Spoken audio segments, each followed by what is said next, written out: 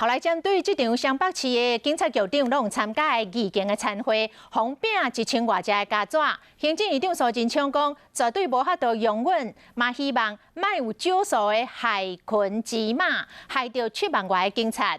苏院长早起是为优良护理人员颁奖。面对有人要求卫福部长陈时中爱为疫情失控落台负责，院长是来挺部长，讲这个防疫敢若靠一个陈时中，就算是新鲜嘛做袂到。院长是请大家都要注意防射，嘛要大家做好着防疫的工作。护士节要甲我甲卫福部长陈时中做伙为优良护理人员颁奖。行政院长苏贞昌面对本土感染的病例一直增加，伊愿挺陈时中。辛辛苦苦也让台湾的防疫做到世界第一。老实说，一个城市中，再神仙也都做不到，也都没有办法顾到每一个地方没有破口。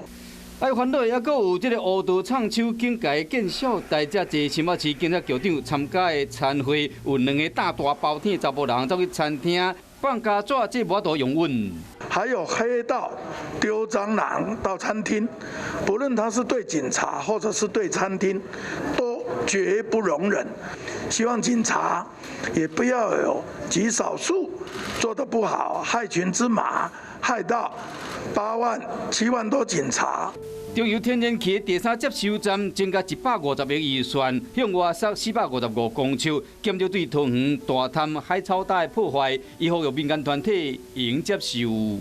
还要再迁移，再耗11年，台湾的电力一刻都不能停，1分钟都不能没有。大家能一起理性面对，共创双赢。施政方面面临着未少的难题，这拢由台苏贞昌一一去化解。